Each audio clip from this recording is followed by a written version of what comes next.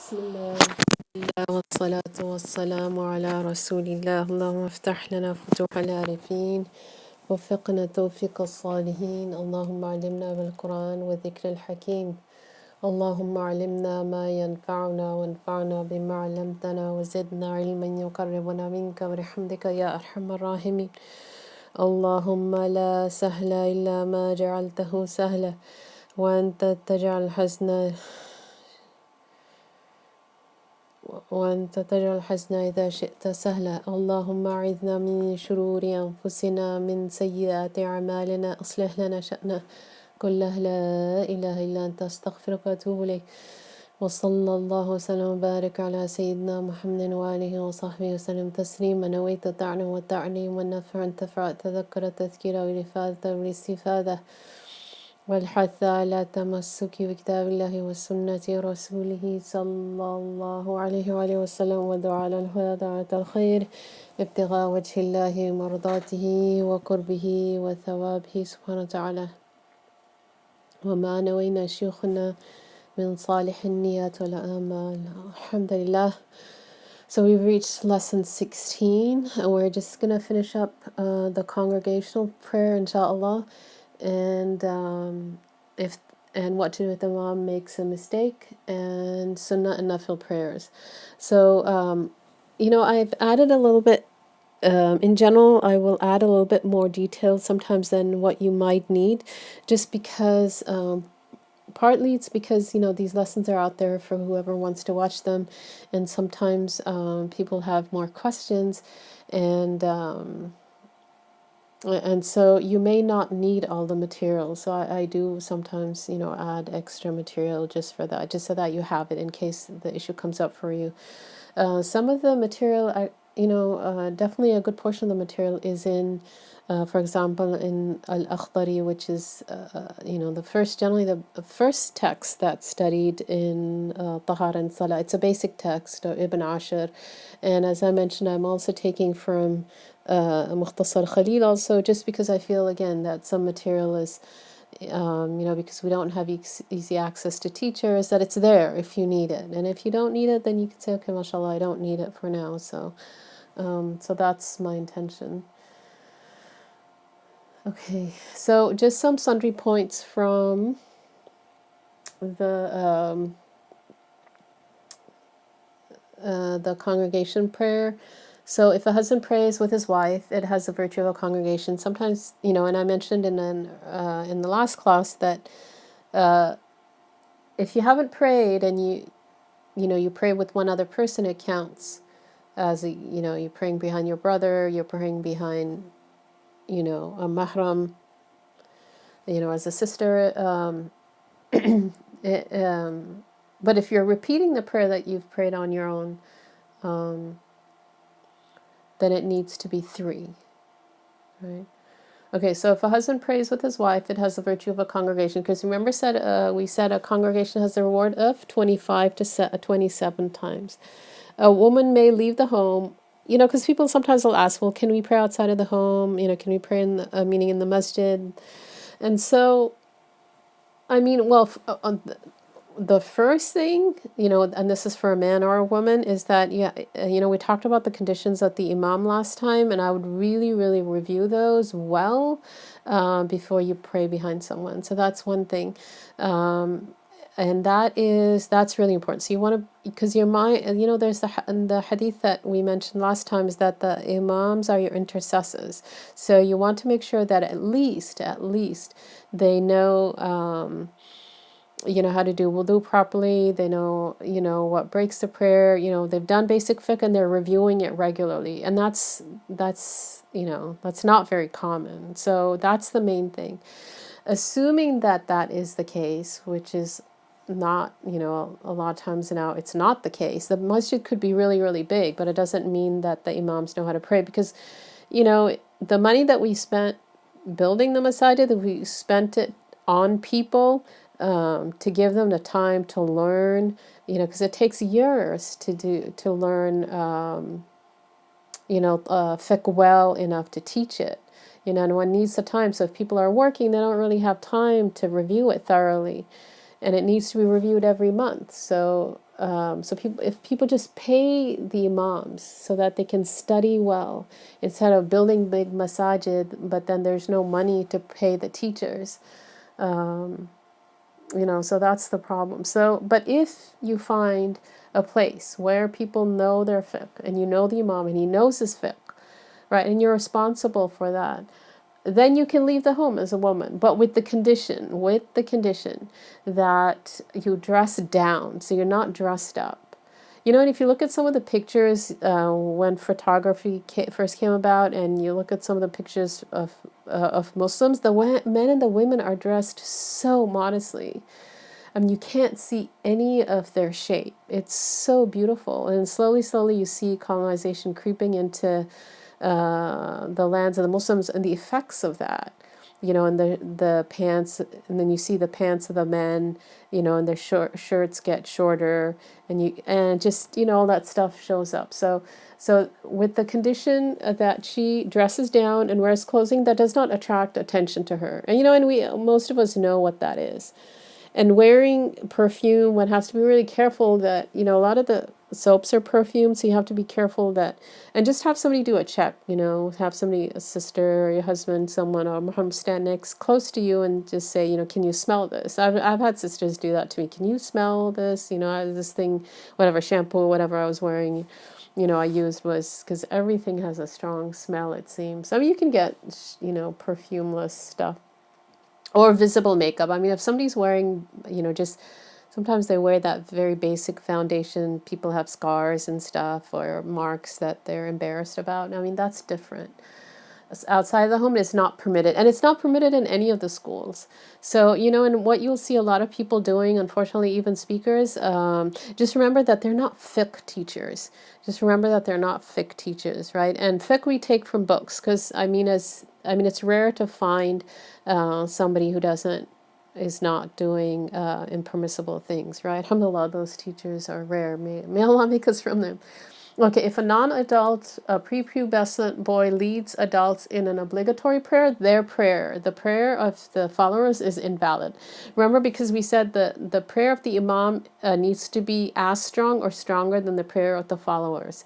So a boy's prayer is not, because it's not fard upon him, so it's not a fard prayer. Right, and his prayer is going to be it's weaker, quote unquote, fiqh-wise than an adult's prayer, because he's غير mukallaf. He has no legal responsibility. So, and it is impermissible for. So this is talking about the fard, and then the next point is it's impermissible for a boy to lead adults in a non-fard prayer. For example, tarawih.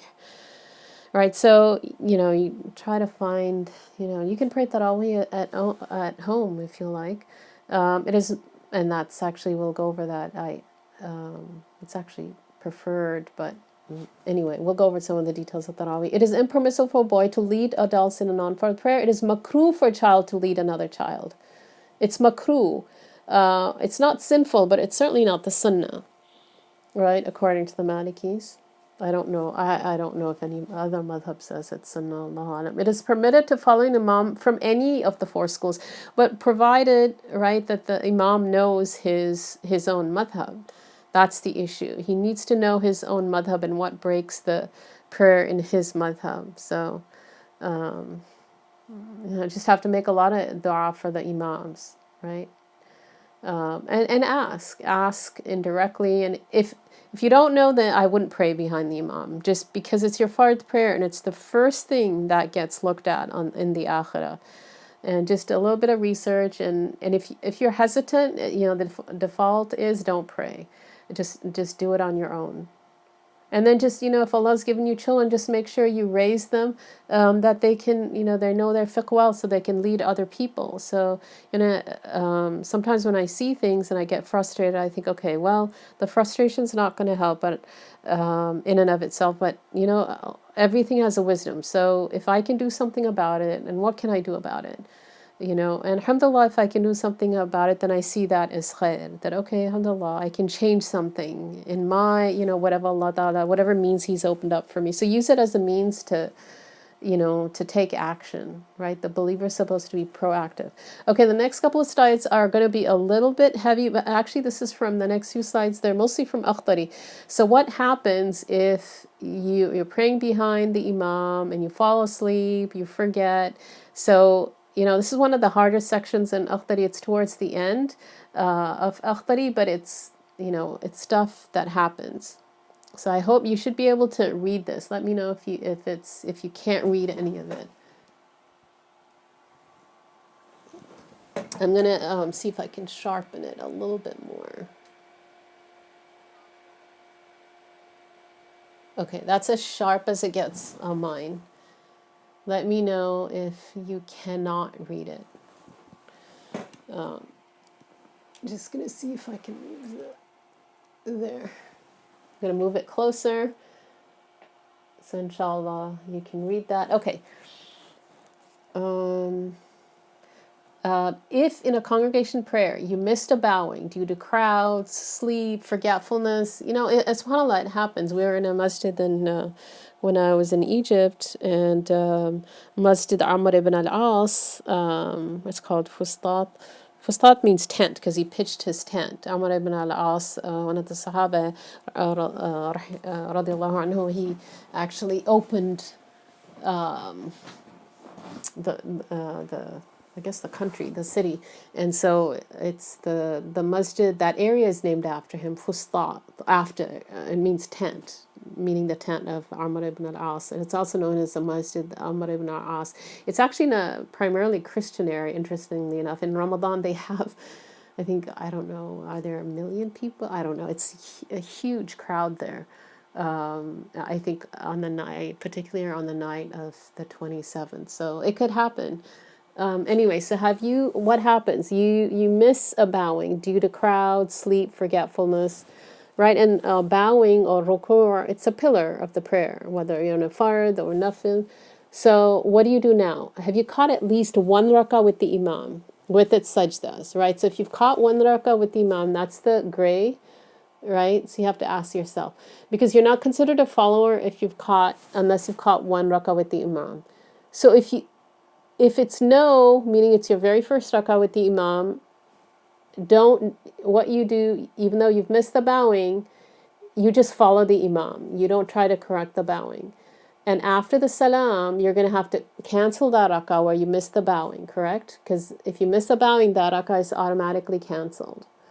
And you would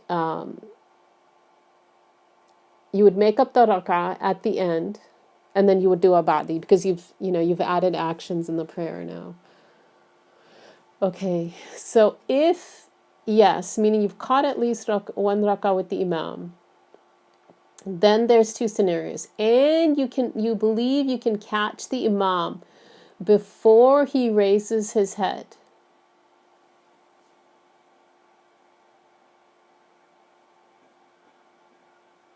From the second sajda, right? Right, so you're going to do your ruku' and you're going to catch him before he raises his head from the second sajda, right? Then you do the misbowing, and you don't do a ba'di. In this case, you wouldn't do a ba'di. Unless you actually you're like, well, 50-50 chance that I actually missed the bowing. I actually may not have missed it, in which case then you've added, then you do a ba'di, right? If, yes, you're a follower, but you believe you cannot catch the Imam before he raises his head from the second sajda. You can't catch up. You can't catch up to him. Right? Then you skip the bowing, and then you do the same thing as in the first situation. Because if you skip the bowing, you've missed a pillar, so you cancel that rak'ah, and then you just make it up at the end. Right? And then you do a ba'di after the salam.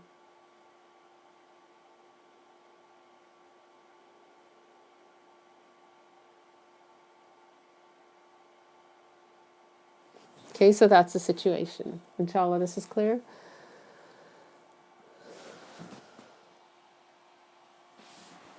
Okay, second situation is similar. So in this one, you've missed a bowing. In the second one, you've missed a prostration for the same reason. And it goes back to the same thing. If you caught the at least one rak'ah with the Imam, if you have not, then you just follow the Imam. And then after the salam, same thing. Make up the rak'ah as you would. As you would if you've missed a pillar. SubhanAllah.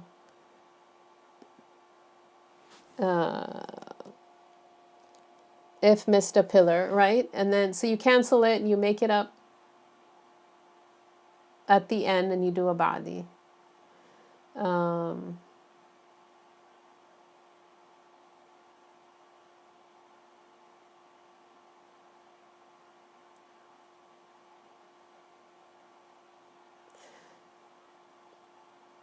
If yes, you can catch the Imam before he raises his head.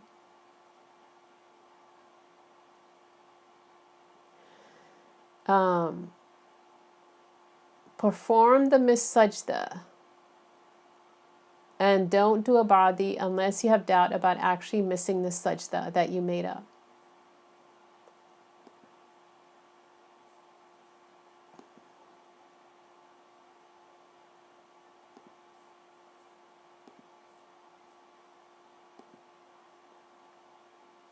So it's the same situation as the first one.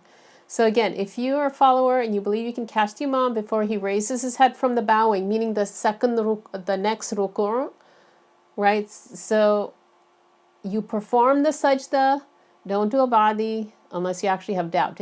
50-50 chance that I actually missed the sajda, which means you would have ended up then doing an extra sajda, right? Only then you do a ba'di. But if you're like, no, I really missed that. I missed sajda because I fell asleep or I forgot. And then you have to catch him before he raises his head from that following bowing, right?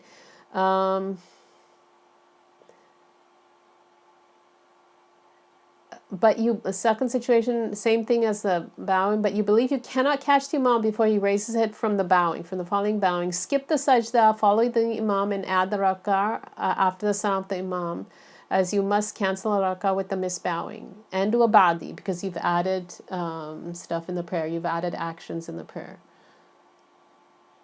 So it's very similar to the first one. Are there any questions about this?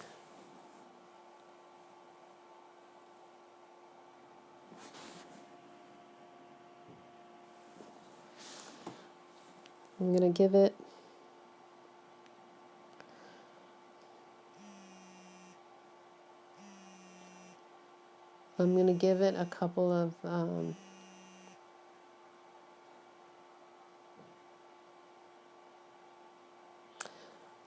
give it 30 seconds, inshallah. So if anybody has a question, say yes, and I'll wait for you to type it out. Otherwise, I'm going to continue, inshallah. Actually, alhamdulillah, I feel the slides, at least for me, they helped.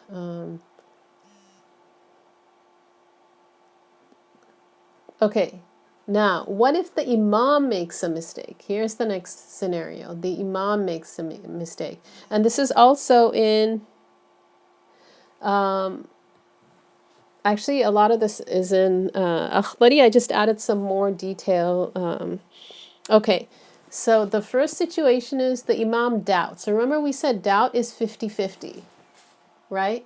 The Imam has made a mistake, but he has doubts, 50-50. And the person doesn't have waswasa, because we said the person who has waswasa, their ruling is they have to ignore that doubt, because the doubt is 50-50. So you have to ignore it. So he has doubts. Or he's reasonably sure, right? As opposed to the other green box where he has certainty, meaning 100%.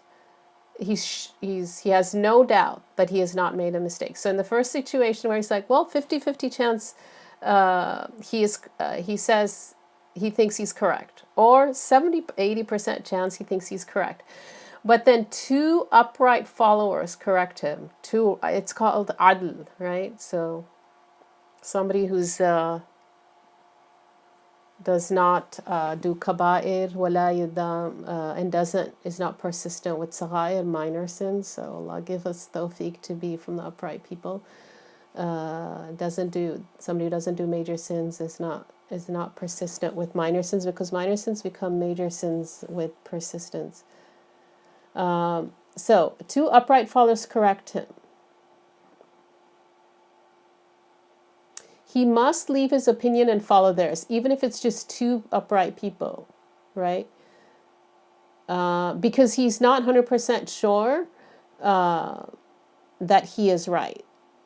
So it's enough for 2 people to correct him and say, you made this mistake. But if the Imam is 100% certain he's not made a mistake, then just 2 followers correcting him is not enough. Right? It takes more people. It takes at least 5 people to correct him, and then he has to leave his own certainty. Because 5 people is like, it's a large group. So it's considered like it's mutawatir khabar, the chance of it being wrong are pretty basically minimal. So in this case, he's certain that he hasn't made a mistake, but at least 5 people correct him. And the Imam has to leave his own certainty and follow their correction. Now, how do you correct the Imam? And this is for men and women in the Maliki school. There's no difference whether it's a man or a woman. Right? The women don't clap. There's no difference. So you first do it with tasbih. So it's with whether a man or a woman, you do tasbih. The one thing sisters have to be careful about, just generally speaking, and this is something that we were told, very early when we started studying, is that we need to make our voices, they shouldn't be soft. So sometimes the way we speak to each other, and it should be soft when we're speaking to other women, but we have to be careful about not using that same tone with men.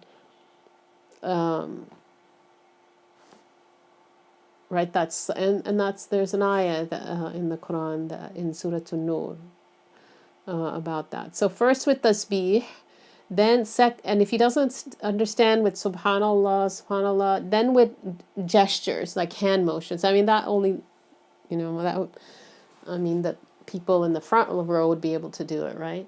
And then third, so if he doesn't understand the hand gestures, then it's with minimal speech.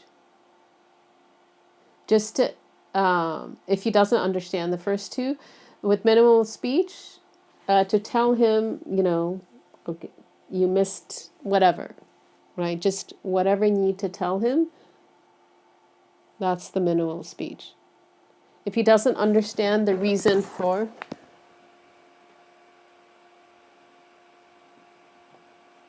the first 2. If he doesn't understand the reason for the first 2, then you correct him with speech. Inshallah, this is clear. Okay, next slide is... Okay, so here are... oh boy, that really falls on that. I'm just going to move it a little bit. Okay, sunnah and fajr prayers. Fajr is the non-fard prayer at dawn. So the Malikis will say the fard that's prayed at dawn, we said it's called the subh prayer, right? That's the intention you're making. Okay, so for sunnah and fajr prayers, you need an intention. For nafil, you don't need an intention. Other than, actions are by intentions, as mentioned in the hadith. So if you want your reward, make an intention. So these are performed even if somebody has makeup prayers. All right, so the first one's the witr and the shafar. Shafar means 2, but it's makruh to pray the witr without the shafar. She shouldn't do that. Actually, in the Hanafi, they don't even say salam in the middle, so you shouldn't pray the nafil, the witr without the whoops.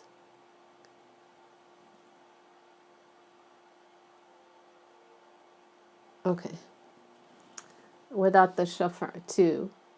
And it has to be after a valid isha, and once the time has entered in, meaning of isha.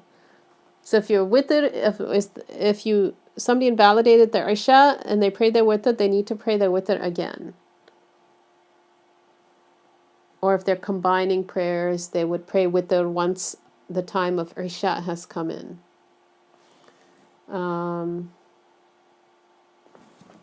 And this is a recommendation, what surahs to do in the first rak'ah of Shaf, to do what duha, and in the second rak'ah to do Ya Ayyuhal Kafirun.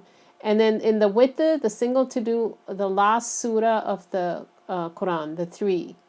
Qul Huwallahu Ahad, Qul A'udhu Birabbil Falaq, Qul A'udhu Birabbin Nas. And there's a hadith, there's La witrani fil layla, kama qala sallallahu alaihi wasallam, meaning there's only one witr in the night. So if you're not from somebody who gets up in the night before Fajr, then you should pray it before you sleep. And then if you get up in the night, then you can pray nafil. It's permissible if you like, but don't repeat the witr. Right. So tahajjud is prayer, is night prayer after having slept. It's, and the best thing is, if somebody has make-up prayers, the best thing they can do is to make up their make-up prayers after they wake up. And that would be for them the best tahajjud. And then both the Eid prayers are sunnah, they're confirmed sunnah. So if you miss the Eid prayers, you can pray them at home. You should pray them at home. And these are even if you have missed prayers. And the solar eclipse prayer, or the kusuf. So it's preferred to do it in congregation and in a masjid, but just again, have to make sure the Imam knows what he's doing and he knows the conditions of the prayer. Otherwise, just pray it at home. And inshallah, we can, if anybody wants more details, we can go over that. It's a longer prayer. And then the istisqa, the rain prayer, it's preferred for it to be a congregational prayer, but if somebody missed it, they can certainly pray it at home. And then the fajr, which is the daily non-fard 2 rak'ah at dawn. You recite Surah Al-Fatiha only. This is what's preferred. It's the only non-fard prayer. If it's missed, you make it up. You make it up before the entrance of Dhuhr. You should make it up. So that's how strong it is. Like it's, subhanAllah.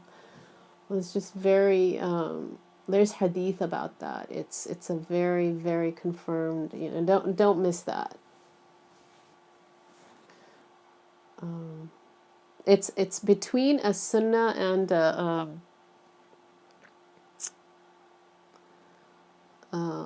nafil. In fact, in one of the other madhahib, they say you can't even pray it sitting down. It's in some of the other madhahib, it's such a confirmed sunnah, the 2 fajr before the fard, that it's like, because nawafil you can pray sitting down, even if you can stand, but they won't let this one, they won't let you pray sitting down. Okay, confirmed nawafil. These are the daily nafil. So if somebody has make-up prayers, they wouldn't be praying them. It's 2 or 4. The asterisk is to show what's preferred. 2 or 4 after, 2 or 4 before the dhuhr, 2 or 4 after the dhuhr, 2 or 4 before asr. So because it's makruh to pray nafil after asr. But you can do make-up prayer in the Maliki anytime, right? 2, 4, or 6 after Maghrib. And there's hadith about the one who prays 6 nafil and does not speak of anything foul between Maghrib and Isha is given the reward of 12 years. Or kama qala sallallahu alaihi wasallam. 12 years of ibadah, if I remember the hadith correctly. It's mashallah, it's very. But the main thing is to be consistent. So if you're, just whatever you're doing, just get accustomed to it, and then add on. So okay, and then these are some of the other confirmed nawafil. So duha. duha, or the morning prayer, right? It's about 15 to 20 minutes after sunrise. So it's when the light of the sun, when it first comes up, it has that orange light. So when it's lost that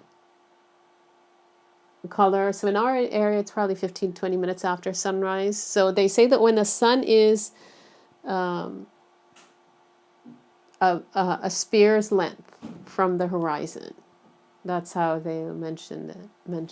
That's how they assess the time. So it's 15 to 20 minutes. I'm going to say approximately, but the way they describe it is when the sun is a spear's length from the horizon, right? 2, 4, 2, 6, it's in twos, so 8 is the max. The reward of per the hadith is that it's somebody who prays the dawn prayer, and then they sit in their place and they do dhikr or study, or anything that's considered dhikr, and then they pray the duha prayer. They get a reward of a hajj and an umrah, complete hajj and umrah, and the Prophet ﷺ repeated that, the reward of a complete hajj and umrah. So if you can, and if you can't, the days that you can, just say, Ya Allah, when you facilitate it for me, I will pray it. So inshallah, you will be able to do it when it's facilitated for you. The greeting prayer of the masjid, it's 2 rak'ah, and you're greeting the Lord of the masjid, right? Tahiyyat al-masjid. And it should be before sitting down or saying salam. And if you can intend it with the fard prayer. He mentions in the commentary that if people would get upset that you didn't say salam to them, then you can say salam to them first. Like if they would carry, if it causes them to have rancor in their heart for you. I mean, especially nowadays, because a lot of people don't know, but then you can say salam to them first. But the other is to do it first. And it's actually discouraged otherwise to say salam, or one's not supposed to chit-chat in the masjid anyway. But it's like the first thing you're supposed to do, basically. And then Taraweeh, it's a confirmed nafil, so you're not supposed to pray if you have makeup prayers. And it's qiyam al-layl, so it's you're establishing the night prayer in Ramadan. And the rest of the year, if somebody just prayed 2 qiyam al-layl, if they just 2 rak'ah or more, right, anytime after Isha, it's called qiyam al-layl. So the tahajjud is a type of qiyam al-layl, except the tahajjud is after sleep. But otherwise, qiyam al-layl is anytime after Isha.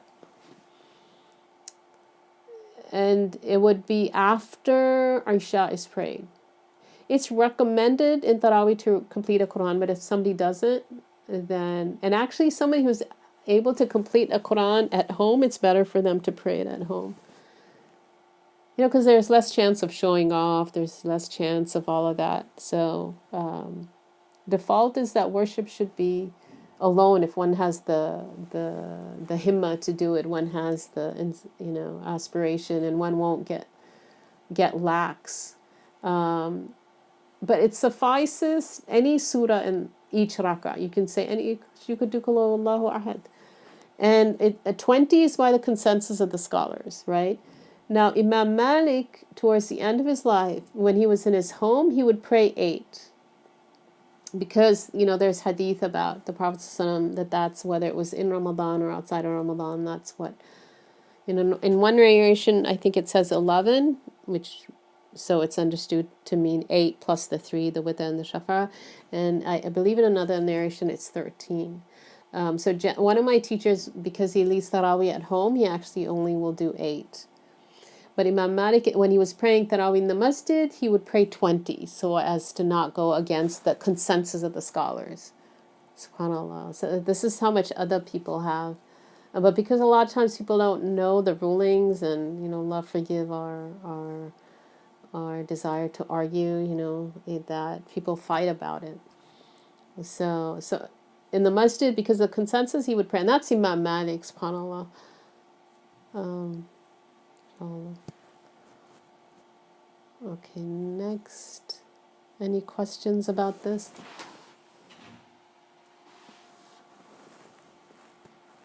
Okay, this is a question that comes up now and then. Okay, reading from Mus'haf. So Mus'haf is Quran only. It's makruh to read from the Mus'haf, but alhamdulillah, the Malikis are easier than, at least one of the other madhahib where it breaks the prayer. It is makruh to read from the Mus'haf or any type of paper in the Fard prayer unless one is learning the Fatiha. Then you would have to. You would have to carry a paper so that you can read the Fatiha. In which case it would be obligatory. You have the Fatiha written on a piece of paper and you take it out and you read it, right? And then you would put it back in your pocket. In the nafil, it's permissible to read from the Mus'haf, but with the condition that one is holding the Mus'haf when one begins the prayer, and you're not picking it up during the prayer, right? So what I do is I have this music stand, and I read from it in Ramadan. That's what I do. I bought actually a decent music stand, metal one. And actually, alhamdulillah, I use it for a lot of things. It's, alhamdulillah, a good investment. So the nafil in Ramadan, the tarawih, sometimes I will do it like that. Okay, I think this is our second last slide. Okay, what happens if you're running late and it is, it's almost sunrise? How do you prioritize? So again, if you think you're not going to get up for tahajjud, then you should pray your witr before you sleep, right? But you woke up, la qadar Allah, astaghfirullah, you should take the means, set the alarm and everything. And one of the best things is to go to bed early and make dua, Like one of our teachers said that the tahajjud is a gift that Allah gives people, subhanAllah. If you have not, but you wake up, la qadar Allah, and it's late, and you have time for 7 rak'ah, and you've not prayed your witr. Say you generally prayed at the tahajjud, and it so happened that you woke up late, but it's not your practice to not get up for the tahajjud, right? Otherwise, to lay witr till fajr comes in it's makruh. But if you regularly get up for the tahajjud, you can pray witr then. And if one time out of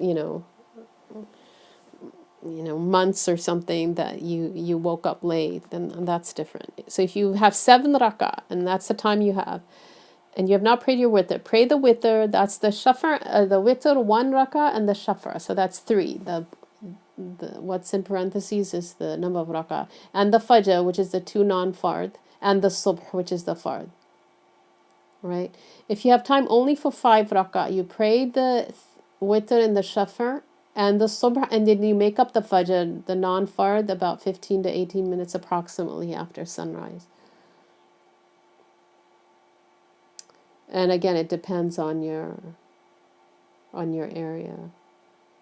If you have time only for 3 rak'ah, God forbid, la qadar Allah, then you would do the witr, 1 witr, right? It's makruh, again, to pray the witr without the shafar, but here time is short, and the 2 fard. And then you would make up the fajr, the non-fard after sunrise, because you can make them up until dhuhr comes in. So it is generally makruh to pray the witr without the shafar, however, must prioritize in this situation. So it's like an emergency situation, but it's not something you want to get into a habit of doing. So if you see yourself starting to not get up for tahajjud, I try to do du'as and, stuff so that I can get that back, subhanAllah, because it's such a gift to be able to get up. But then you should pray your witr before you sleep. So you just have to know yourself. And okay, and this is our last slide. This is kind of an extra. It's something that sometimes comes up in class. People ask if you have just 1 hour, say, and you want to pray nafil. Really, the best thing, when Sheikh Sadiq was doing this section of nawafil with us, he said generally for a person it's better to do extra nawafil, and after they've done their fard ayn, one of the best thing basically they can do is to pray nafil, because he says as far as teaching goes, you don't want to learn extra material unless Allah Ta'ala has given you the ability to teach it. Because, well, and he's mentioned this repeatedly, that it's a waste of time for certain people to learn extra knowledge if they're not from the people who've been given that intellect. Now Allah Ta'ala can give openings to whomever He wills, but people have to be honest. So you have to know, in every situation, actually, whatever situation you're in. So if you're married, you should know the rules of marriage. If they're having children, they should know how to raise children. People buying and selling, they should have taken a basic class on buying and selling. And then every time a new situation comes up, somebody who has parents alive, they should have done bir al-walidain. So they should know, how often should I visit my parents? What is the ruling on that? So one should know. So for a lot of us, we need to be reviewing the material that we need for our daily lives. And we shouldn't be taking material, we shouldn't be studying stuff that is not relevant to us if we're not going to be teaching it. And then aside from that, the best thing is to do extra nawafil, especially towards the end of one's life. So the scholars debated: is it, what is it? Number of rak'ahs? Is it better to do more rak'ahs? Because the closest a person will be to Allah Ta'ala is when he's in sajda. Or is lengthy recitation while standing, right? So there's khilaf about that. So the difference of opinion, and both the opinions are strong. I mean, if somebody has time to do both, then obviously sometimes one would do more rak'ahs, sometimes one would do extra recitation while standing. This is something just that I wanted to add in case somebody has a question. So that's it for the class, unless there's any questions. Jazallahu anna sayyidina sallallahu alayhi wa sallam ma hu ahlu. Jazallahu anna sayyidina sallallahu alayhi wa sallam ma hu ahlu. Jazallahu anna sayyidina sallallahu alayhi wa sallam ma hu ahlu. Subhana rabbika rabbil izzati wa salamun ala al-mursalin. Alhamdulillah rabbil alamin. So inshallah I'm gonna see maybe add some more material from sections of the prayer, unless somebody has any material they want me to add specifically. We're going to do zakah as well, the fiqh of zakah, and I want to do the fiqh of umrah as well, inshallah. And then after, because we've done fasting, alhamdulillah, already, and the brochure is there, and the classes are there, so that's kind of the intention. I need to get advice from my teacher on, because we had said we would do the fiqh of marriage, so I need to ask him if we should do, how to prioritize it. But and then inshallah we'll do Hajj probably in the spring, inshallah, so that'll also be closer to when people typically go. So Jazakallah khairan. If there's any question, please post them to the group, and any feedback is always appreciated. If you want more detail, less detail, want me to go slower in the class, speak slower, Jazakallah khairan.